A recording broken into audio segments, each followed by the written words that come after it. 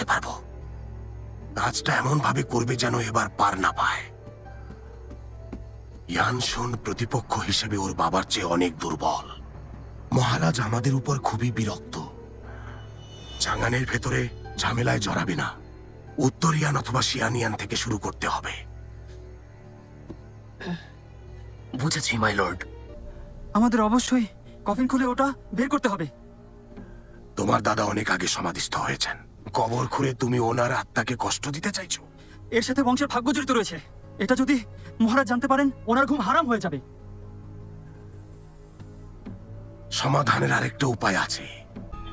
লিউশনকে এখনো ফেরত পাঠানো হয়নি? তাহলে উইগুয়াং নিজের অপরাধ ঢাকতে ওকে হত্যা করতে চায়। গুরুত্বপূর্ণ জিনিসটা আসলে কি সেটা শুনতে পাননি? আমি দূরে ছিলাম, ওরা খুব নিচু আওয়াজে কথা বলছিল, তাই ওদের সব কথা শুনতে পাইনি। তবে যাই হোক, বিষয়টা খুবই গুরুত্বপূর্ণ। কি ছিল তা জানার দরকার নেই। সমস্যার চাবিকাঠি লিউশন। ওর কাছে উইগুয়াংকে মৃত্যুর দুয়ারে পৌঁছে দেওয়ার মতো তথ্য আছে। বলো, ও কোথায় আছে? অগ্নিকাণ্ডের পর ওকে বরখাস্ত করা হয়েছে। নজর রাখতে লোক পাঠিয়েছি। ও নিজে সবকিছু গোছগাছ করছে, হয়তো পালিয়ে যাবে। সাম্রাজ্যের দক্ষিণ পশ্চিমাঞ্চল লিউ বংশের অধীনে আছে। ওখানে যাওয়ার আগে থামাতে হবে। এখানে থামাবো।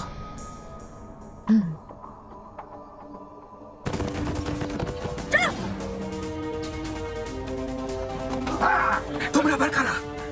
ডাকাত? লুটেরা? ও, তোমরা তাহলে উইগুয়াং এর লোক? অসভ্যের দল। আমি হলাম লিউয়ের ছেলে। আমার বাবা সেনাপতি।